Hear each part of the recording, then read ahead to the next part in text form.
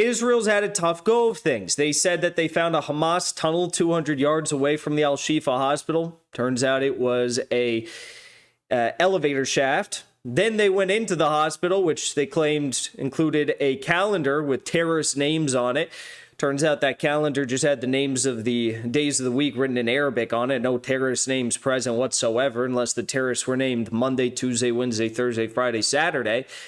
Then they claimed that they found Hamas weapons and brand spanking new, clean Hamas uniforms inside the Al-Shifa Hospital's MRI center, only to be debunked when Fox News and CNN and the BBC actually went to the scene and noticed that more weapons were hiding behind the MRI machine, meaning that Israel staged the weapons in that very vicinity.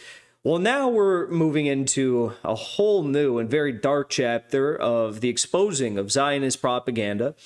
And that includes what actually happened at the start of all of this, recent chapter of madness, okay? And that was the events that unfolded on October 7th. It was widely reported the day of that nearly 2,000 civilians were killed by Hamas terrorists coming in on paragliders. These paragliding Hamas terrorists, who were armed with nothing but rifles and homemade RPGs, managed to burn and melt hundreds of cars, burn and melt maybe hundreds of definitely hundreds of bodies to burnt crisps, and again killed nearly 2,000 civilians. All right. Now, how do I know that? Because I was debating Israeli government spokespeople about this very subject as the events were unfolding. They told me, Jackson, do you really condone the fact that Hamas massacred nearly 2,000 civilians? And I said, well, look, we don't really have all the facts yet. There's been widely reported and circulated videos, for example, of Hamas firing an RPG at a car. And that car was purported to be an Israeli ambulance. Turns out it was an Israeli police force's car. So you get the idea.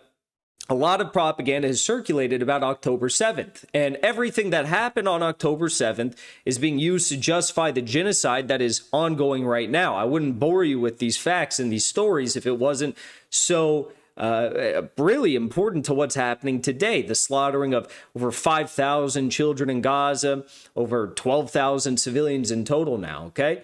But the most recent developments are actually quite sinister. We've since learned through Israel's official Twitter accounts, they posted the names of those that were slaughtered on October 7th, that over half of the individuals killed were military personnel. This was even shocking news to the BBC smear artist propagandist that was interviewing me and trying to write a hit piece on me. He said, really? Are you making more stuff up? Half of them were military personnel? Prove it. So I sent him Israel's official government post stating that all the names were listed and over half of them were military personnel. He was shocked. Maybe that's why they didn't run the article.